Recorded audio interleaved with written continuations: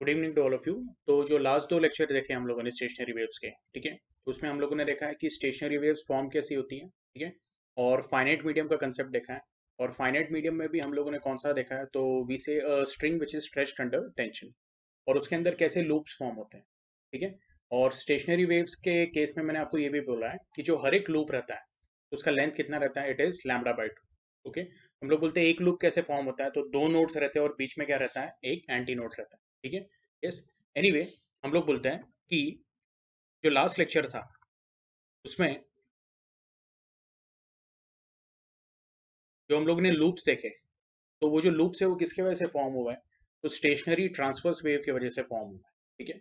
Yes, अच्छा, वहाँ पे जो मीडियम था, तो मीडियम क्या था, स्ट्रिंग था। ओके, यानी हम लोग बोलते हैं जो फाइनाइट मीडियम था that was stretch string, okay, between two rigid medium and stretch string under tension, ये आपको ध्यान में रखना है। आज जो हम लोग देखने वाले हैं, ओके, तो जो मीडियम रहेगा उसको हम लोग बोलते हैं that is what, your air column, ठीक है। So we are going to understand or we are going to study, okay, vibration of what, air column। और वो air column में भी दो टाइप है। हम लोग बोलेंगे air column, okay, in which pipe is closed at one end, ठीक है, वो हमें देखना है। ओके, अब ये जो डायग्राम है, तो ये डायग्राम देखने के पहले हम लोग क्या करेंगे, ये जो स्टार्टिंग का पैरा है वो देख लेंगे, ठीक है। A long closed organ pipe is a cylindrical tube having an air column with one end closed. A vibrating tuning fork is held horizontally near the open end of the closed pipe.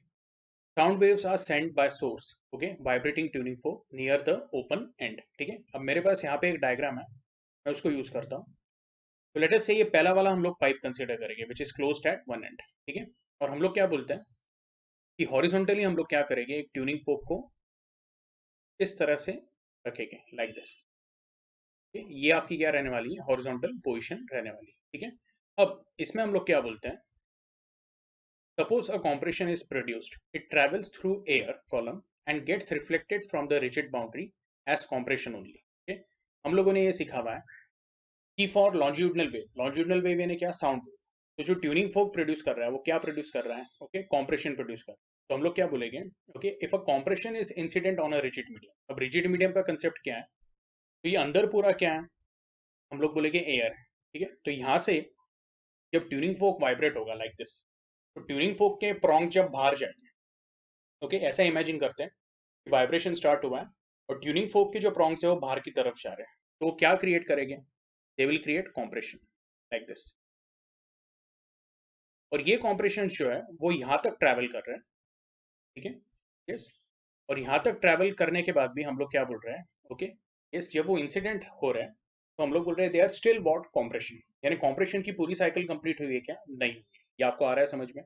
तो ऐसे case में हम लोग क्या बोलते हैं, they are again reflected back as what, compression, यानी जब ये रिफ्लेक्ट हो गए, तो ये जब रिफ्लेक्ट हो गए तो they are reflected back as what, compression. ये क्लियर है, ओके। तो ऐसे केस में हम लोग क्या बोलेंगे, when they are reflected back as compression, okay, तो we say the reflected compression reaching the open end gets reflected as what, rarefaction, because there is maximum freedom for the motion of the particle, ठीक है।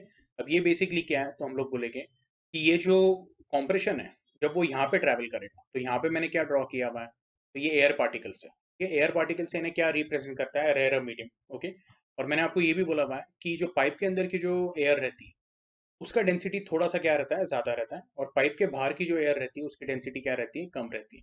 तो जब ये compression reflect back होगा और अब वो यहाँ पे इंसिडेंट होगा, तो हम लोग बोलेंगे ये जो आपकी बाउंड्री है वहाँ पे एक तरह से मीडियम क्या हो रहा है, चेंज हो रहा है, ठीक है। तो when, okay, wave is travelling, कौन सी भी वेव हो, ओके, हम लोग बोलते हैं when wave is travelling, okay, from denser medium to rare medium, ये आपको ध्यान में रखना है, ठीक? तो हम लोग बोलते हैं कि डेंसर मीडियम से ट्रैवल करके रेयर मीडियम पे इंसिडेंट होती है, so there is no phase change. और हम लोग बोलते हैं लॉन्जिट्यूडनल वेव्स के लिए क्या रहता है, ओके, वी से अगर कॉम्प्रेशन यहाँ पे, ओके, रिफ्लेक्ट बैक होता है on the rare medium, it is reflected back as what, rarefaction, ये ध्यान में रखना है, ओके। साउंड वेव्स के लिए जो लॉजिक रहता है वो ट्रांसवर्स वेव के क्या अपोजिट है। ट्रांसवर्स वेव में क्या सीखा था हम लोगों ने, कि अगर हम लोग बोलते हैं कि इफ क्रेस्ट इज ट्रैवलिंग, ध्यान से सुनना है आप लोगों ने, if crest is traveling and it is incident on what, okay, denser medium, so it is reflected back as what, trough, ये ध्यान में रखना है, ठीक है। साउंड वेव्स के लिए क्या हम लोग बोलते हैं, अगर कॉम्प्रेशन ट्रैवल कर रहा है and it is incident on denser medium, it will be reflected back as what, compression. लेकिन वही कॉम्प्रेशन अगर रेरर मीडियम पे इंसिडेंट है तो वो कैसे रिफ्लेक्ट होगा? As rarefaction. ये आपको आया समझ में? तो यहाँ पे जब ये रिफ्लेक्ट बैक होगा, तो मैं यहाँ पे बाहर की तरफ दिखा देता हूँ। जब ये रिफ्लेक्ट बैक होगा तो वो रेरिफेक्शन जैसा रिफ्लेक्ट होगा। ये आपको आ रहा है समझ में? ठीक है, अभी यहाँ पे जगह नहीं है डायग्राम के लिए, तो मैंने बाहर दिखा दिया। इस तरह से ट्रैवल करेगा वो नीचे की तरफ। ठीक है, यस। ये डायग्राम भी पाइप के अंदर ही आएगा। Okay, yes. अब हम लोग बोलते हैं कि यहाँ पे सर स्टेशनरी वेव कैसी प्रोड्यूस हो रही है, तो वो भी मैं आपको बताऊंगा। लेकिन इसका एक सेकंड केस है, वो भी देख लेते हैं पहले। ठीक है, और उसमें एक इंपॉर्टेंट कंडीशन है, वो पढ़ेंगे और उसके बाद मैं डिस्कस करूंगा कि एग्जैक्टली होता कैसा है। ठीक, सेकंड कंडीशन ऐसा है, suppose a rarefaction R is produced by the prong of tuning fork and it travels through the air column. Okay, it will get reflected from the rigid boundary as spot rarefaction only. The amplitude of the vibration of the air column inside becomes maximum, that is stationary wave is produced. Okay, it occurs due to what? Resonance. तो ये जो दोनों cases अभी हम लोगों ने पढ़े, ठीक है, वो समझने के लिए आगे एक कंडीशन दी हुई है। ठीक है, यस। तो अभी हम लोग क्या करेंगे, उसको ध्यान से रखेंगे। The necessary condition is that the time taken to produce a compression and rarefaction is equal to time taken by wave to travel the twice the length of the tube. Okay, अब यहाँ पे आपको एक छोटा सा change करना है। ये जो आपको दिया हुआ है, time taken to produce a compression, ठीक है, और रेरिफेक्शन होना चाहिए, एंड नहीं। ओके, क्योंकि यहाँ पे उन्होंने क्या दिया है, कैपिटल T/2। कैपिटल T/2 यानी क्या है? It is half of the period. तो हम लोग बोलेंगे हाफ ऑफ द पीरियड में एक तो कॉम्प्रेशन प्रोड्यूस होगा या रेरिफेक्शन प्रोड्यूस होगा। आपको आ रहा है समझ में? ओके, दोनों अगर प्रोड्यूस हो रहे हैं तो टोटल टाइम कितना लगेगा हमें? That will be equal to capital T। Okay, तो यहाँ पे एंड की जगह पे क्या डालना है आपको? और डालना है। ओके, तो मैं वापस इसको इस तरह से रीड करता हूँ। The necessary condition is that the time taken to produce either a compression or rarefaction is equal to what? The time taken to travel twice the length of the tube. In it, T upon 2, capital T upon 2 is equal to what? 12 upon V. Okay, अभी twice the length of the tube यानी कैसे? तो ये wave नीचे की तरफ travel हो रही है और रिफ्लेक्ट बैक भी हो रही है। ओके, तो ये अगर मैं बोल रहा हूँ length of the tube is what? Capital L. तो ट्वाइस द लेंथ यानी हम लोग बोलेंगे दिस इज 2 एंड रिफ्लेक्ट होके क्या हो रहा है? फ्रो। तो ट्वाइस द लेंथ यानी कितना हो जाएगा? It will be 12। तो यहाँ पे हम लोग बोलेंगे okay, T upon 2 is equal to 12 upon V. therefore v is equal to what? 4 times capital L upon T, or you can say v is equal to 4 times n into L। ठीक है, because 1 upon T is what? हम लोग बोलते हैं time period का अगर reciprocal लिया तो हमें क्या मिलेगा? फ्रीक्वेंसी ऑफ द वेव मिलेगी। ठीक है, ये समझ में आ रहा है? If n is the frequency of the vibration at resonance, n will be equal to what? v upon 4l। अब रेजोनेंस n क्या है? ओके, तो वो भी मैं आपको बताता हूँ। ठीक है, हम लोग बोलते हैं कि रेजोनेंस n क्या है? तो जब frequency of force vibration matches with the natural frequency, okay, natural frequency of the system, तो ऐसे केस में क्या होता है? रेजोनेंस क्रिएट होता है, या फिर हम लोग बोलेंगे स्टेशनरी वेव प्रोड्यूस होता है। ठीक है, यस। तो यहाँ पे जो आपकी पहली वाली फ्रीक्वेंसी है फॉर द रेजोनेंस, वो हम लोग क्या बोलेंगे? It will be the first mode of vibration which is given by n is equal to what? v upon 4l। ठीक है, यस। तो अभी जो भी हम लोगों ने पढ़ा, ठीक है, उसको मैं आपको एकदम सिंपल वे में समझाता हूँ। ओके, यहाँ पे T/2 क्या बोला उन्होंने? It should be equal to 12 upon V. यहाँ पे मैं आपको बताता हूँ कि अगर मैं बोल रहा हूँ कि जो टाइम इंटरवल है वो मैं T/2 लेता हूँ, तो उसमें वेव कितना ट्रैवल करेगी? λ/2। ये आपको आ रहा है समझ में? और अगर वेव λ/2 ट्रैवल कर रही है, तो उन्होंने क्या बोला है कि वो twice the length of the pipe होना चाहिए in a to motion and fro motion. Okay, तो बेसिकली हम लोग क्या बोलेंगे यहाँ पे कि λ/2 का वैल्यू कितना होना चाहिए? It should be equal to 12। तो मैं ऐसा भी बोल सकता हूँ, मैं नीचे लिख देता हूँ। Okay, for first mode of vibration,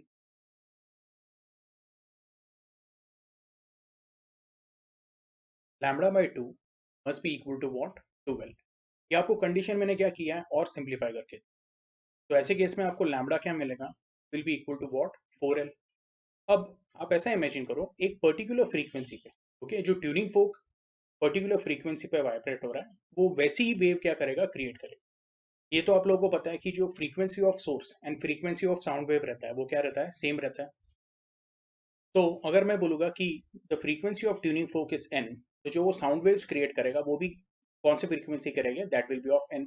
अब ये जो एन फ्रीक्वेंसी है, ओके, अगर साउंड वेव्स ट्रैवल कर रहे हैं तो उसका जो वेवलेंथ रहने वाला है वो क्या रहेगा? लैम्बडा। ओके, और अगर वेवलेंथ लैम्बडा रहेगा तो ये जो कंडीशन है λ/2 इज इक्वल टू वॉट? 12। तो ऐसे इसमें लैम्बडा क्या मिलेगा? 4l। तो क्या मैं ऐसा लिख सकता हूँ v is equal to what, n into lambda. तो आपको मिलेगा this will be n into what, 4 times l। और इसको ही अगर रीअरेंज किया तो आपको क्या मिलेगा, n will be equal to what, v upon 4l।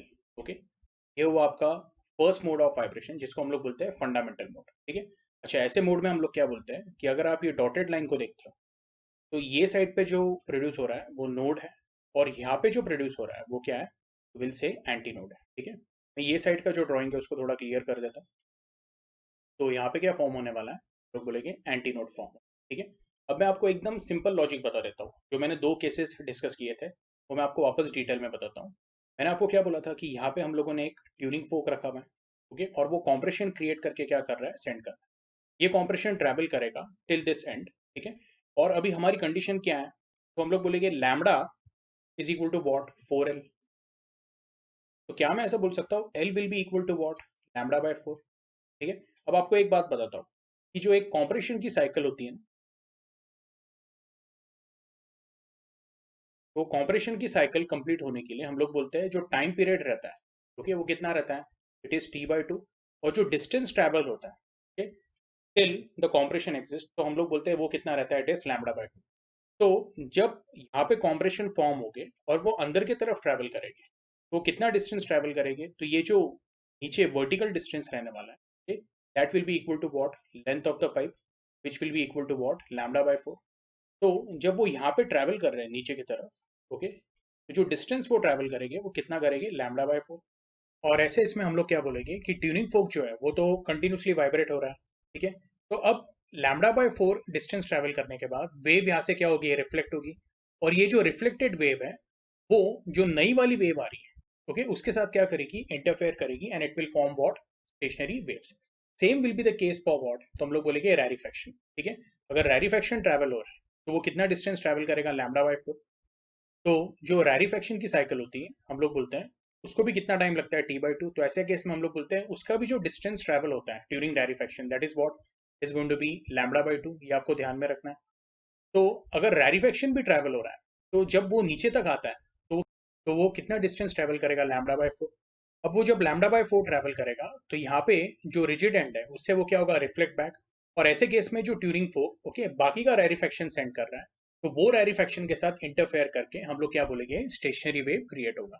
और आपको ये बात ध्यान में रखना है कि ऐसे केस में जो आपका ओपन एंड है, ठीक है, वहां पे क्या फॉर्म होता है, एंटी नोड फॉर्म होता है।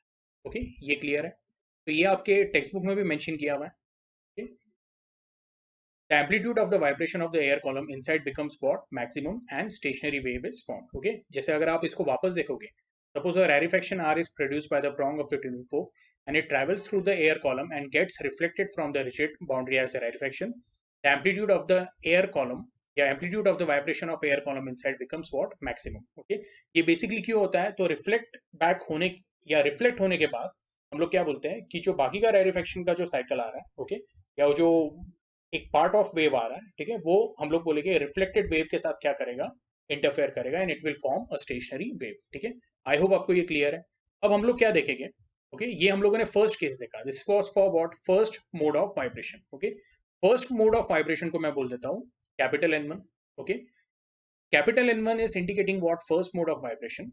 Okay, which is also indicating what, तो हम लोगों ने जैसे स्ट्रिंग के केस में देखा था, हम लोग बोलेंगे वो उसका नेचुरल फ्रीक्वेंसी होने वाला है एयर कॉलम का। अब ये कौन सा एयर कॉलम है, तो हम लोग बोलेंगे दिस इज फॉर, यहाँ पे मैं मेंशन कर देता हूँ, pipe closed at one end. ये क्लियर है आप लोगों को? Okay, anyway, so N1 equal to N will be equal to what, V upon 4L। Okay, और चाहिए तो इसको हम लोग बोल देते हैं this is what, your zeroth overtone. Okay, ये क्लियर है। अच्छा, अभी जैसे हम लोगों ने लास्ट टाइम जो अलग अलग मोड्स ऑफ वाइब्रेशन देखे थे, तो उसमें first mode of vibration, second mode of vibration, तो हमें क्या पता चला था कि जो first mode of vibration, that is called as fundamental mode, which is equal to natural frequency, it is equal to what, zero to vote. अब हम लोग क्या देखेंगे कि यहाँ पे जो सेकंड मोड ऑफ वाइब्रेशन है उसका केस कैसा है। तो सेकंड मोड ऑफ वाइब्रेशन के लिए, ओके, मैं बोलूंगा कि यहाँ पे एक एंटी नोड फॉर्म हो रहा है, हम लोग बोल रहे हैं इधर एक नोड फॉर्म हो रहा है, और इधर वापस क्या हो रहा है, एक नोड फॉर्म हो रहा है। तो ऐसे केस में हम लोग बोलेंगे पाइप का लेंथ तो सेम है, तो मैं बोलूंगा for second mode, okay, capital L will be equal to what, तो हम लोग बोलेंगे ये वाला जो डिस्टेंस है एंटी नोड और नोड के बीच में, that is going to be lambda by 4। लेकिन मैं अभी यहाँ पे लैम्बडा यूज नहीं कर सकता हूँ, क्यों? तो आप ये बोलोगे सर ये सेकंड मोड ऑफ वाइब्रेशन के लिए फ्रीक्वेंसी अलग रहेगा, यानी आपको यहाँ पे क्या करना पड़ेगा, तो एक अलग ट्यूनिंग फोक यूज करना पड़ेगा जिसकी फ्रीक्वेंसी क्या रहेगी, तो मैं बोलूंगा ओके, इसकी फ्रीक्वेंसी रहेगी, लेटेस्ट से मैं बोलूंगा फर्स्ट ओबोटोन, तो मैं बोलूंगा N1। देखो फंडामेंटल मोड क्या है, it is the first frequency जिसके ऊपर हम लोग बोलते हैं स्टेशनरी वेव प्रोड्यूस हो रहा है। फर्स्ट ओवरटोन क्या है, तो हम लोग बोलेंगे it is the next frequency, okay, after the fundamental mode, जिसपे हम लोग बोलते हैं स्टेशनरी वेव प्रोड्यूस होता है। तो फर्स्ट ओवरटोन के लिए हम लोग बोल रहे हैं फ्रीक्वेंसी क्या है N1, उसके लिए जो वेवलेंथ रहेगा वो क्या रहेगा लैम्बडा 1। तो हम लोग बोलेंगे जो कैपिटल L है that will be equal to lambda 1 upon 4 plus, okay, ये नोड और ये नोड के बीच में का distance that will be what, lambda 1 upon, इसको रीअरेंज किया और सॉल्व किया तो आपको क्या मिलेगा, ये जो आपका आंसर रहेगा it will B 3 lambda 1 upon 4। और अगर हम लोग यहाँ पे लैम्बडा 1 निकालते हैं तो लैम्बडा 1 आपको कितना मिलेगा, it will be 4L upon 3। Now we are going to use the same formula, okay, V is equal to N lambda की जगह पे क्या बोलूंगा मैं, N1 lambda 1 which will be equal to what, N1 into, okay, this is going to be what 4L by 3। इसको rearrange किया तो आपको क्या मिलेगा, N1 will be equal to 3 upon 4, okay, V bye L। और ये जो V अपॉन 4L है, ओके, तो हमारे पास V अपॉन 4L क्या है, it is equal to fundamental frequency. तो कहना है से N1 is equal to what 3N।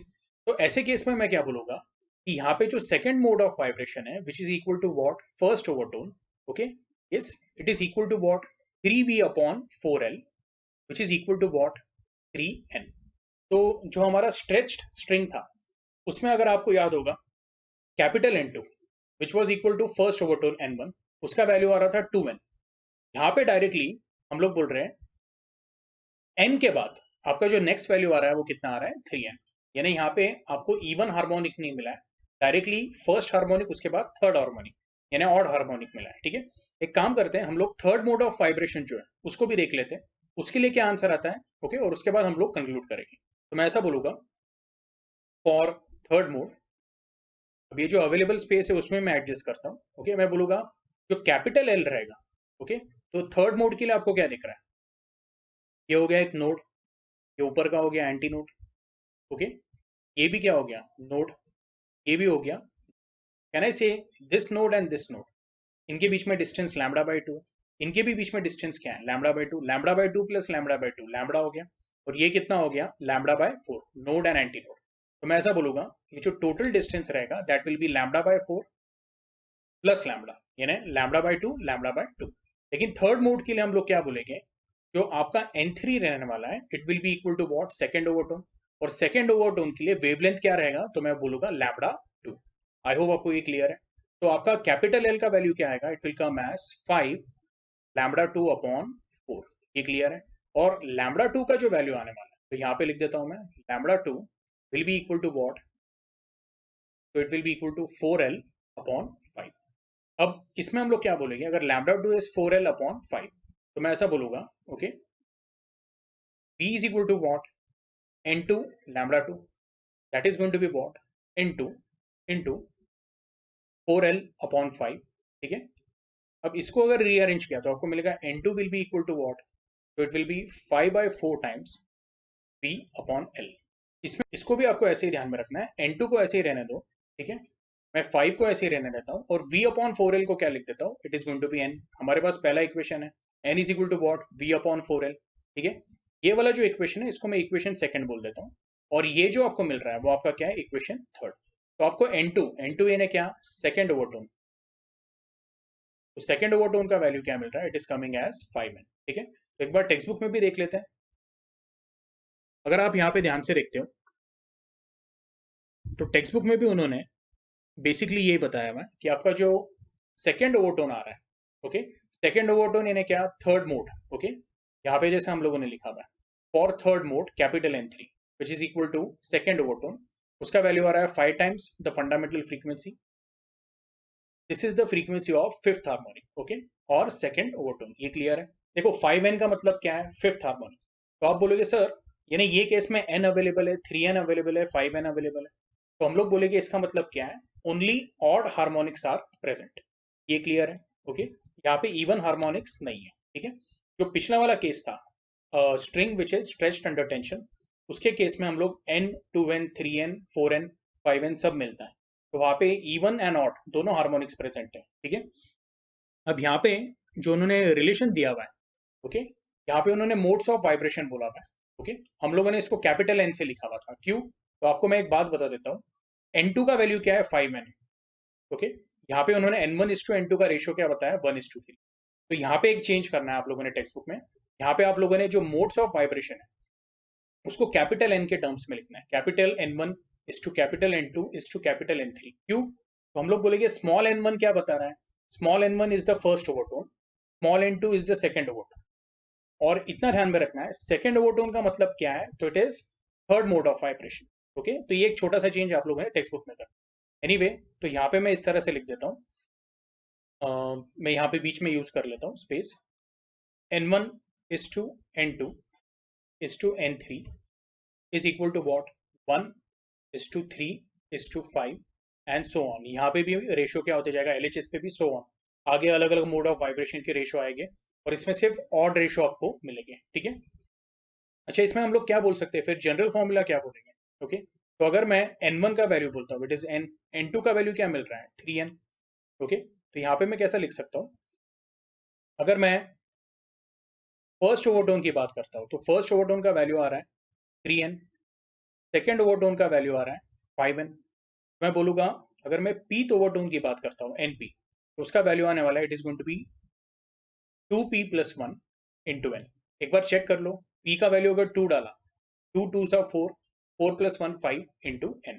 ये क्लियर है? ठीक है, ये हो गया हमारा ओवरटोन का जनरल फॉर्मूला फॉर व्हाट, तो for vibrating air column in a pipe closed at one and. Clear है? ओके, तो एक बार हम लोग क्या करेंगे, टेक्स्ट बुक में देख लेंगे। टेक्स्ट बुक में भी यहाँ पे आपको एक फॉर्मूला दिखेगा, in general for P overtone NP is equal to what, 2p+1 into n, where n is the fundamental frequency and p starts from 0 1 2 so on। अगर जीरो का वैल्यू डाला तो हम लोग बोलेंगे आपको जीरो तो ओवरटोन मिलेगा। जीरो तो ओवरटोन यानी क्या, फंडामेंटल फ्रीक्वेंसी जिसका वैल्यू आएगा 2 × 0 + 1। Okay, that is going to be 1 into n। ये क्लियर है? ठीक है, तो एनीवे यहाँ पे हम लोग जो ये तीन कंक्लूजन है वो तो आपको आया समझ में, capital N1 is to capital N2 is to capital N3, ये मैंने आपको बोला है करेक्शन करना है, which is going to be what, 1:3:5। यहाँ पे स्मॉल n नहीं यूज करना है, कैपिटल N यूज करना है। ठीक है, उसके बाद only odd harmonics are present, okay, in a mode of vibration of air column closed at one end। और हम लोग बोलते हैं in general pth overtone is given by 2p+1 into n, जहाँ पे n का वैल्यू 0 से स्टार्ट हो रहा है, 0 1 2 so on। अब ये सब जो है ये आपके CET पॉइंट ऑफ व्यू से इंपॉर्टेंट है, क्योंकि आपको इसके ऊपर डेफिनेटली क्वेश्चंस आते ही हैं। ठीक है, ये आप लोगों को ध्यान में रखना है। अच्छा, अब इसके बाद जो modes of vibration of air column in a pipe open at both ends, तो इसमें मैं क्या करूंगा, डायरेक्टली हम लोग इसके मोड्स ही देख लेते हैं। ओके, तो फर्स्ट मोड जो है, ओके, मैं यहाँ पे ही आपको समझा देता हूँ। अगर आप देखोगे this is pipe open at both and, तो यहाँ पे ओके जो फ्री एंड है और ये साइड भी जो ओपन एंड है, तो हम लोग बोलेंगे यहाँ पे क्या है, दोनों साइड पे रेयर मीडियम है। तो इसमें हम लोग बोलते हैं कि इधर भी एंटी नोड फॉर्म होगा और इधर भी क्या होगा, एंटी नोड, एंड बीच में क्या होगा, नोड फॉर्म होगा। तो ऐसे केस में हम लोग बोलते हैं कि दो एंटी नोड के बीच में डिस्टेंस कितना है, λ/2। जैसे उन्होंने दिया हुआ है length of pipe L will be equal to what, λ/2। ये क्लियर है? तो ऐसे केस में हम लोग बोलेंगे कि अगर ये इक्वेशन लगाया हम लोग ने, if capital L is equal to what, λ/2, lambda क्या रहेगा आपका, 12 रहेगा, एंड जो स्मॉल n रहने वाला है, स्मॉल n का वैल्यू क्या रहेगा, तो अगेन मैं आपको यहाँ पे दिखा देता हूँ, तो क्लियर कर देते हैं हम लोग। ओके, तो for pipe open at both ends, ठीक है, जो पहला वाला केस है उसमें हम लोग बोल रहे हैं, मैं यहाँ पे एक रफ डायग्राम ही बना देता हूँ, ये कुछ ऐसा आने वाला है।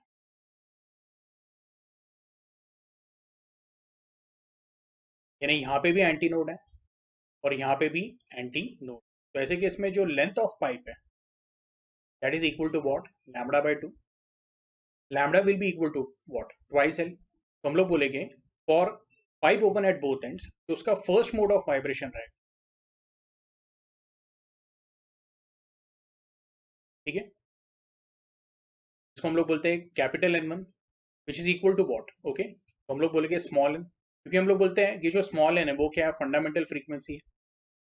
वो फंडामेंटल फ्रीक्वेंसी n के लिए हम लोग बोलते हैं वेवलेंथ क्या है, लैम्डा है। तो हम लोग बोलेंगे वेलोसिटी, ओके, v का जो फॉर्मूला है that is what, n into lambda. Can I say this will become n into twice l, और n आपका क्या हो जाएगा, it will become v upon 12। This is your first equation, और you can say first mode of vibration. इसको हम लोग ऐसे भी बोल सकते हैं, this is your zeroth overtone. ये ध्यान में रखना आप, ओके। ये क्लियर है आप लोगों को? अच्छा, जब सेकंड मोड ऑफ वाइब्रेशन की बात आएगी,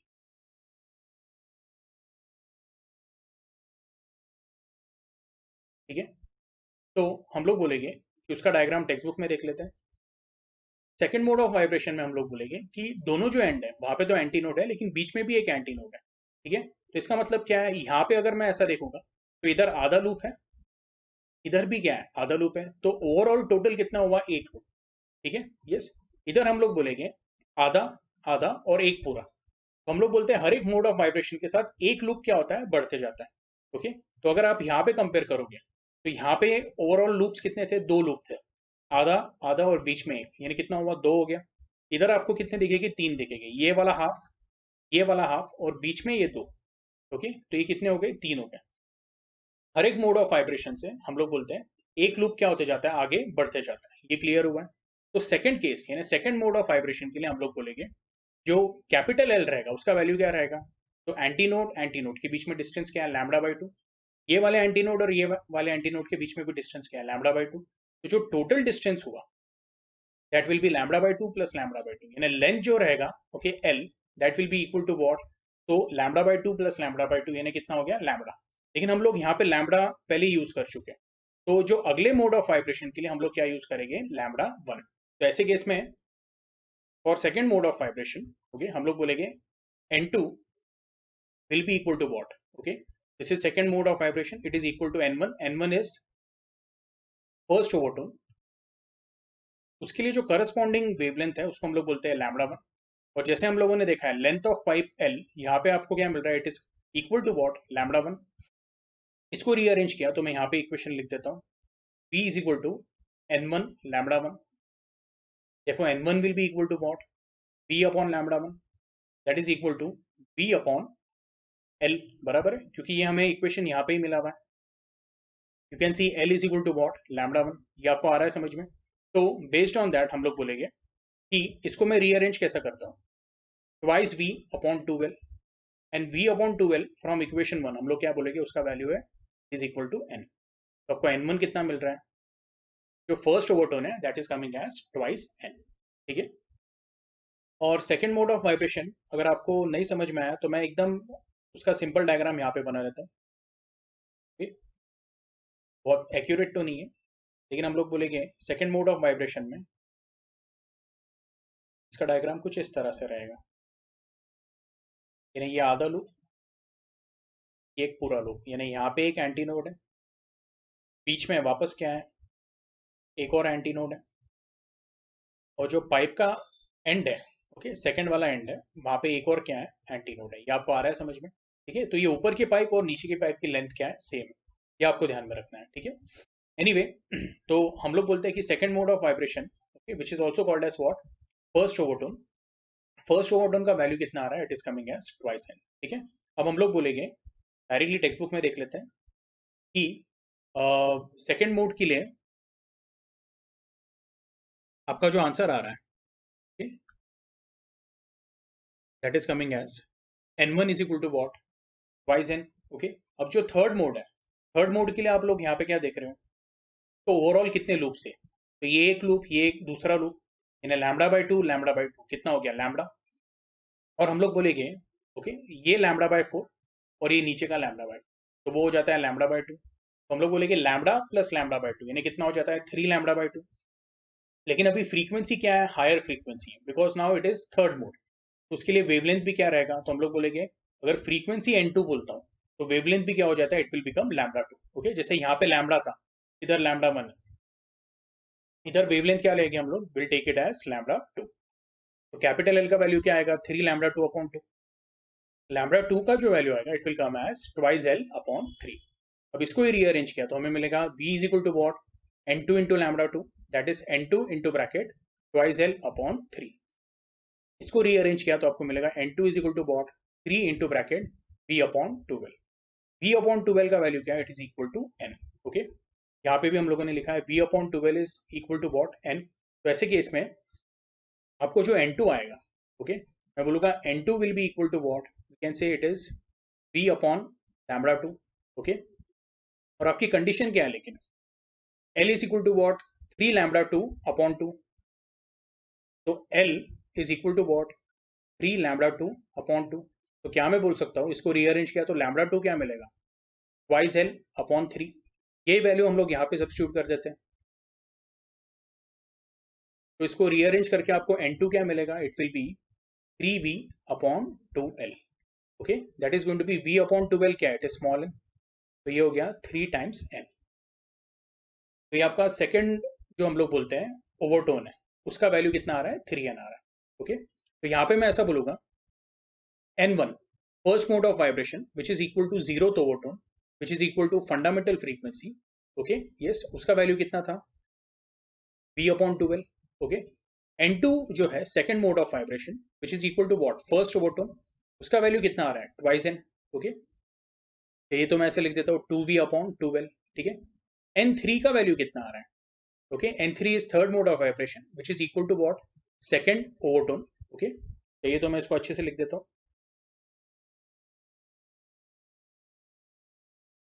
second overtone, okay, which will be equal to what, thrice n, which is nothing but 3v upon 12। तो ऐसे इसमें मैं बोलूँगा, अगर मैं n1 n2 निकाला है, फर्स्ट ओवरटोन सेकंड ओवरटोन निकाला है, तो जो मेरा pth ओवरटोन रहेगा वो क्या रहेगा, so it will be p plus 1 into n which is going to be p plus 1 into v upon 12। ये पहली बात है। और हम लोग बोलेंगे जो मोड ऑफ वाइब्रेशन आएगा that will be n p plus 1। Okay, mode of vibration और ओवरटोन में ना हमेशा आपको समझेगा कि एक का डिफरेंस है, यानी जैसे थर्ड मोड ऑफ वाइब्रेशन जो है उसको हम लोग सेकेंड ओवरटोन बोलते हैं। तो जो p plus 1 mode of vibration रहेगा वो आपका क्या रहेगा, पीथ ओवरटोन रहेगा। ये क्लियर है? ठीक है, तो आई होप हम लोग बोलते हैं इसका जो आपको पूरा केस है वो समझ में आया है। ठीक है, अब इसके कंक्लूजन के जो पॉइंट्स हैं वो भी बहुत सिंपल है।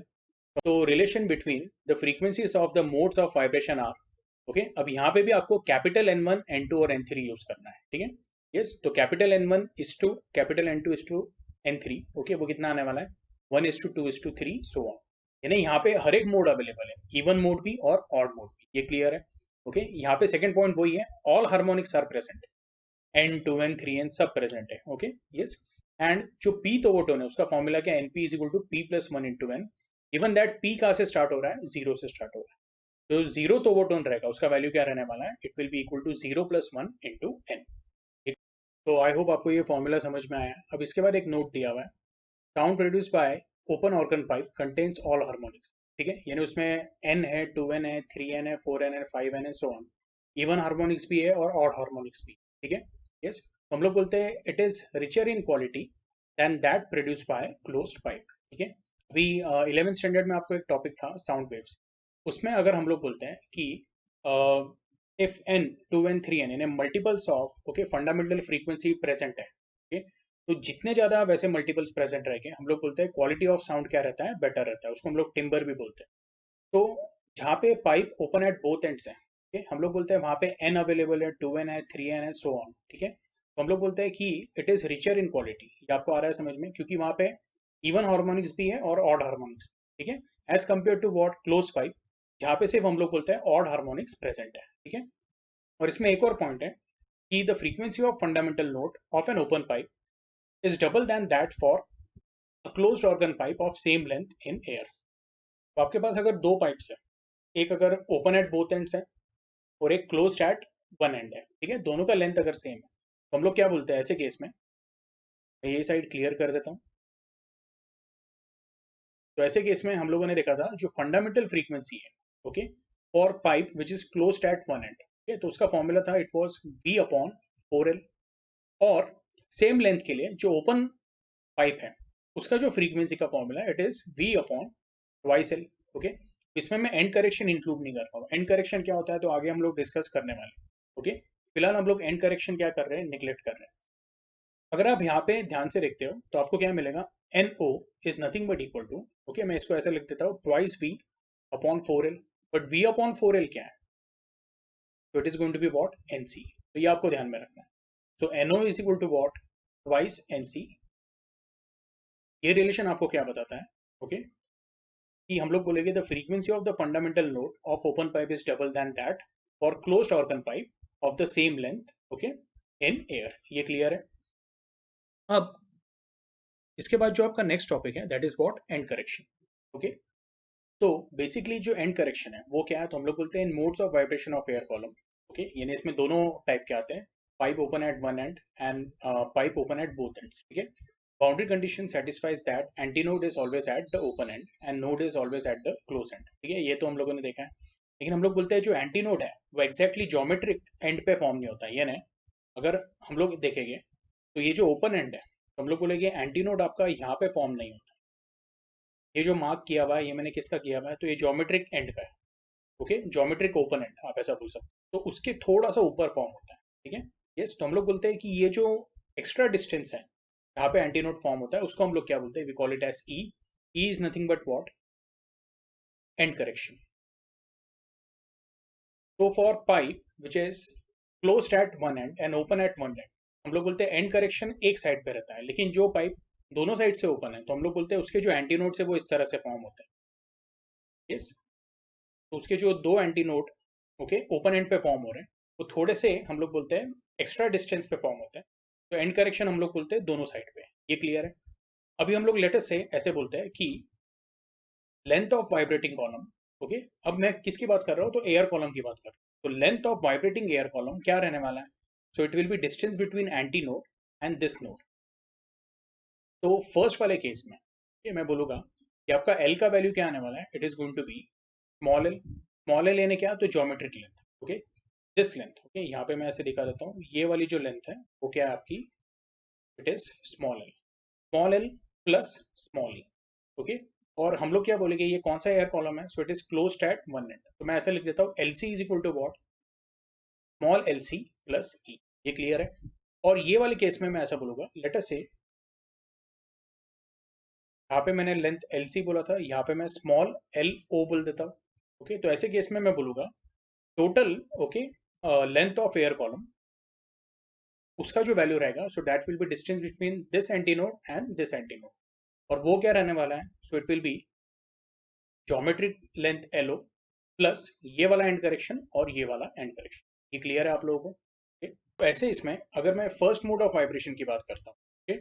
तो हम लोग बोलते हैं कि जो एन का फॉर्मूला है वो क्या है, तो it is B upon four times the length of what, okay vibrating air column. यानी मैं किसकी बात कर रहा हूँ, तो pipe which is closed at one end, तो उसका फॉर्मूला क्या है, V upon four L. Okay, तो ये फंडामेंटल मोड है तो उसको मैं एनसी बोल देता हूँ। इसके लिए for the pipe closed at okay one end, तो हो जाएगा v upon four L C is going to be what, v upon four bracket small L C plus E. इसको रीअरेंज किया तो आपको क्या मिलेगा, you will get v is equal to four times N C into bracket L C plus E. और अगर ये side पे मैं बोलूँ तो मैं बोलूँगा जो फंडामेंटल फ्रीक्वेंसी है for pipe open at both ends, तो उसका फॉर्मूला है v upon twice L O, that is going to be what, v upon twice small L O plus E. ये क्लियर है। इसको रीअरेंज किया तो आपको क्या मिलेगा, v is equal to twice N O into bracket L O plus E. Okay, I hope आपको ये रिलेशन क्लियर हुआ है। ठीक है, अच्छा इसमें हम लोग क्या बोलते हैं अभी, लेट अस से this is equation one, okay and this is equation two. Okay, अब ये टेक्स्ट बुक में देख लेते हैं हम लोग। तो आपके टेक्स्ट बुक में यहाँ पे क्या दिया हुआ है कि अगर मैं corrected length of air column बोलूँ तो वो क्या रहेगा, okay that will be capital L which is equal to what, small L plus 0.3 D. अब ये जो है तो ये किसके लिए है, this is for pipe which is closed at one end. तो हम लोगों ने जो इसको इस तरह से लिखा था एल सी प्लस ई, टेक्स्ट बुक में कैसे लिखा हुआ है उसको, एल प्लस 0.3 डी। ओके, अब ये 0.3 डी क्या है, तो हम लोग बोलते हैं It is called as end correction. Okay, distance between the geometric end and the antinode is called as end correction. उसका एक empirical formula है which is what E is equal to 0.3 times d, where d is the inner diameter of the tube. ये clear है? तो उससे हमको v का जो इक्वेशन मिलता है वो मिलता है 4 times n into bracket l plus 0.3 d, जो हम लोगों ने यहाँ पे भी लिखा हुआ है. तो ये तो मैं ऐसा लिख देता हूँ 4 times nc bracket lc plus, तो क्लियर कर देते हैं lc plus 0.3 times d. Okay, और यहाँ पे ये जो फॉर्मूला हो जाएगा वो हो जाएगा v is equal to twice no bracket lo plus 0.3 times. ये क्लियर है? ओके, तो एनीवे अगर हम लोग देखेंगे in fundamental mode pipe closed at one and, जो हमारा v का इक्वेशन है वो है 4 times n bracket l plus 0.3 times d. Hence, knowing small n, l and d, we can actually calculate what velocity of sound in air at room temperature. ठीक है?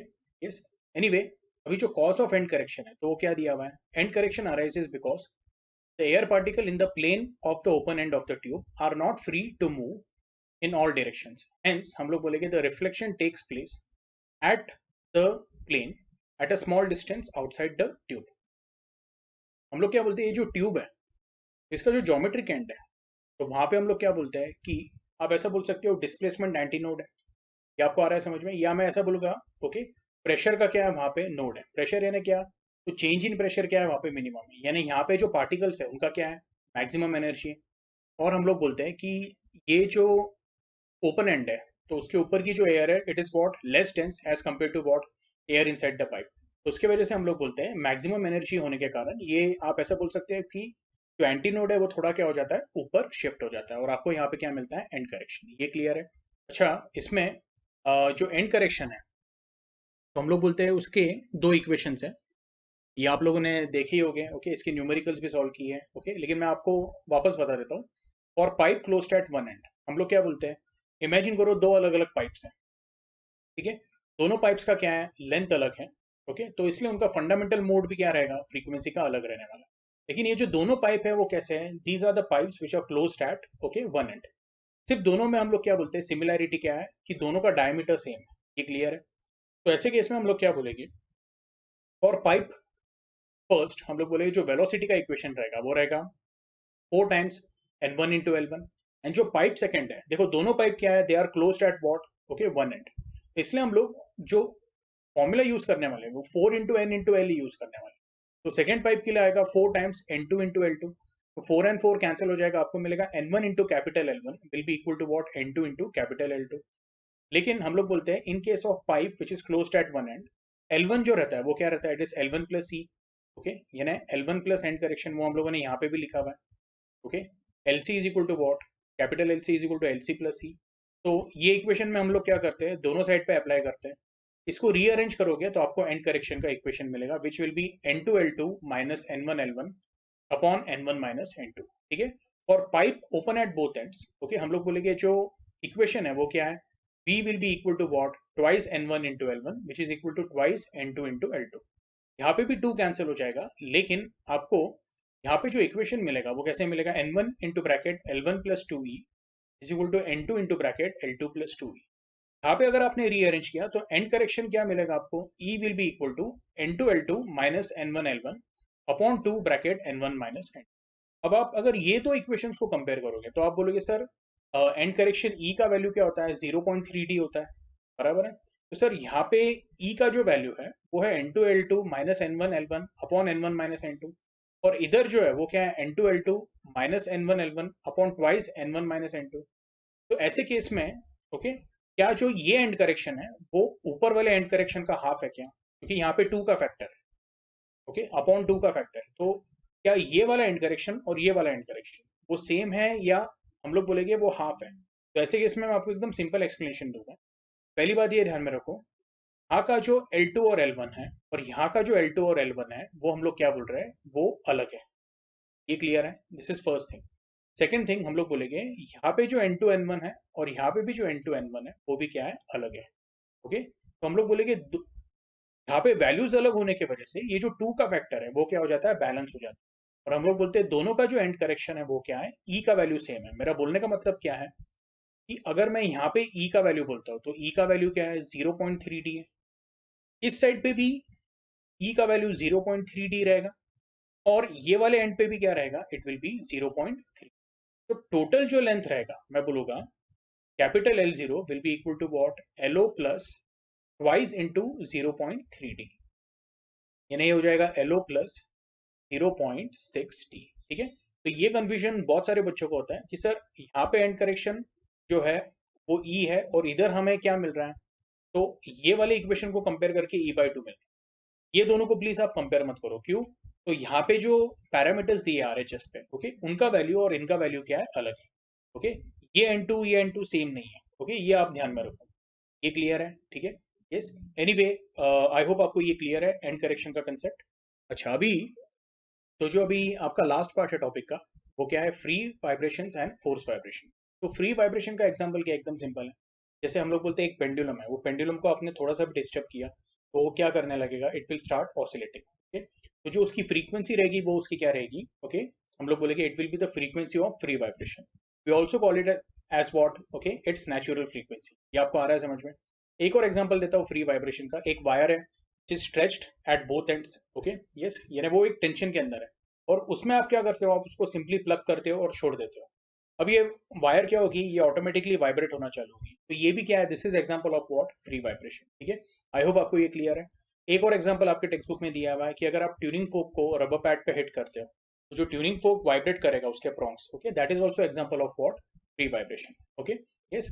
तो हम लोग बोलते हैं कि अगर कोई बॉडी अपने या कोई सिस्टम अपने नेचुरल फ्रीक्वेंसी के साथ वाइब्रेट हो रही है, that is called as what, free vibration. ठीक है, और जैसा LCR सर्किट होता है, ओके, तो उसमें हम लोग बोलते हैं कि current oscillates in an LCR circuit when capacitor discharges. Okay, तो बेसिकली हम लोग बोलते हैं कि ऐसे LCR सर्किट में, ओके, जो करंट है उसका हम लोग बोलते हैं कि मैग्नीट्यूड क्या होता है, फ्लक्चुएट होता है, यानी एक तरह से AC करंट हो जाता है।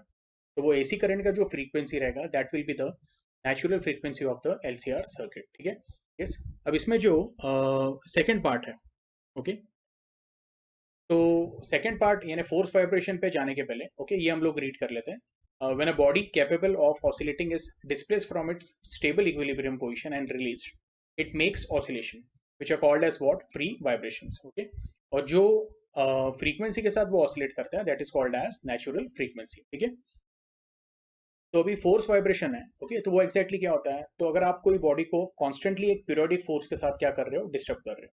ठीक है, अब यहाँ पे जो एग्जांपल्स दिए वो आप लोगों ने खुद से पढ़ लेना है। मैं आपको एक सिंपल एग्जांपल देता हूँ। ओके, इमेजिन करो एक पेंडुलम है, वो पेंडुलम को आपने एक ही बार डिस्टर्ब करके छोड़ दिया, अब वो पेंडुलम क्या होता रहेगा, इस तरह से ऑसिलेट होते रहेगा, बराबर है। और थोड़ी देर में हम लोग बोलेंगे ड्यू टू डैम्पिंग उसके ऑसिलेशंस बंद हो जाएंगे, तो ये क्या हुआ, उसके फ्री वाइब्रेशंस हुए।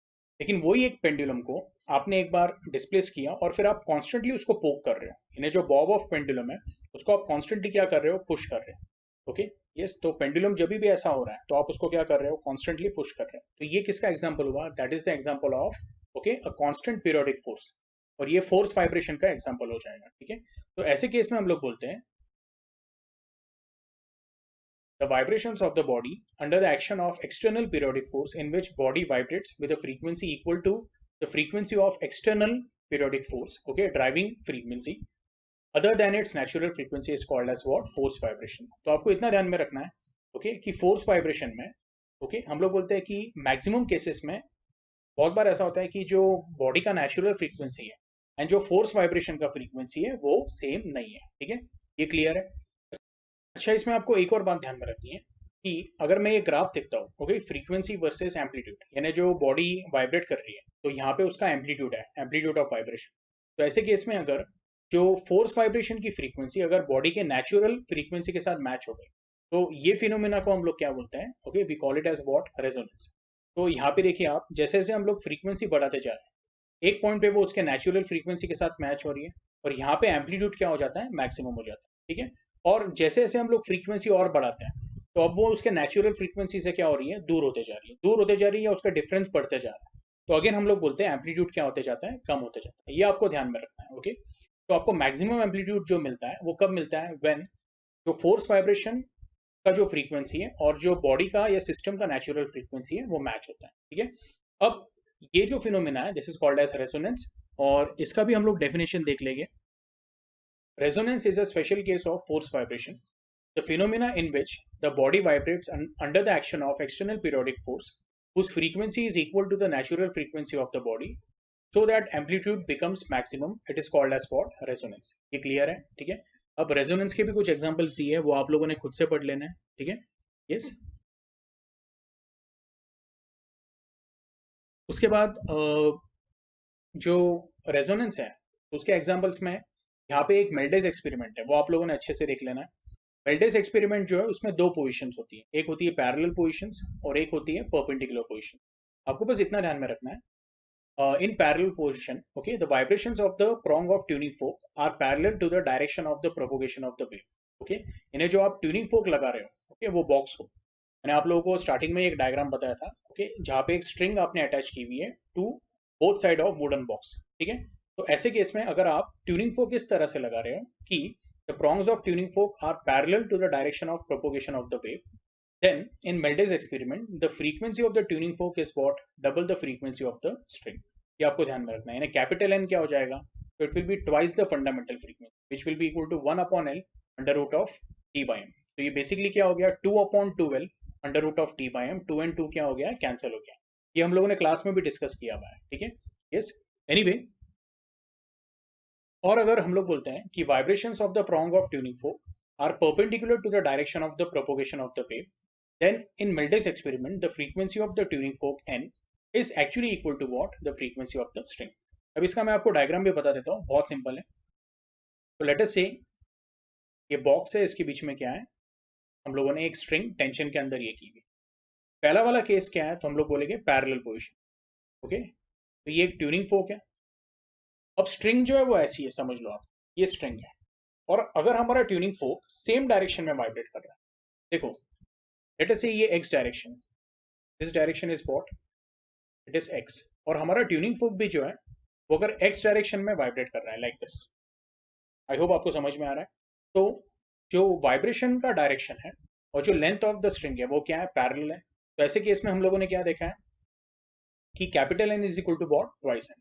और परपेंडिकुलर का केस कैसे बोलूंगा मैं? ओके. तो ये जो एक्स था, ओके, ये जो ट्यूनिंग फोक था, आपने क्या कर लिया? उसको ऐसे घुमा दिया. यानी आपकी स्ट्रिंग अभी ऐसी है. ओके. लेकिन जो ये एक्स डायरेक्शन है, तो ट्यूनिंग फोक को आपने इस तरह से रख दिया.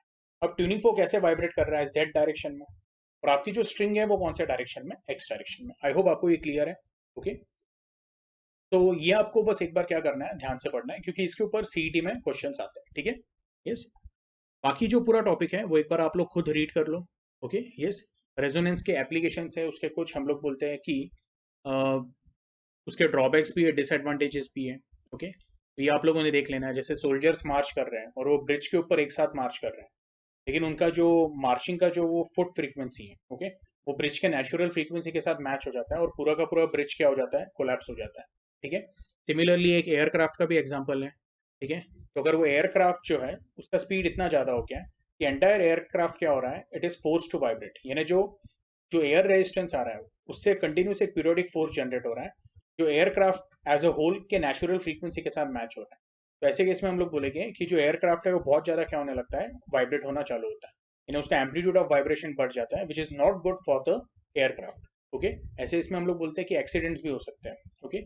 और एक और एग्जाम्पल दिया हुआ है, जैसे clapping of hands in an auditorium. तो ऐसे केस में जब सब लोग क्लैप कर रहे हैं, तो वो जो क्लैप का जो फ्रीक्वेंसी है और जो वो ऑडिटोरियम का जो रूफ है उसका नेचुरल फ्रीक्वेंसी मैच हो गया, तो ऐसे इसमें पूरा का पूरा रूफ क्या हो सकता है? कोलैप्स हो सकता है.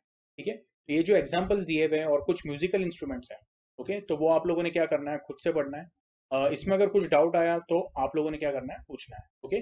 जो मेन पार्ट था जिसके ऊपर क्वेश्चंस आते हैं सीईटी में, वो मैंने क्या कर दिया है? पूरी तरह कंप्लीट कर दिया है. ठीक है. यस. फिर भी अगर आपको कुछ डाउट आता है तो प्लीज मुझे ग्रुप पे क्या करना है? आज हम लोग क्या करेंगे? यहाँ पे अपना टॉपिक एंड करते हैं. ठीक है.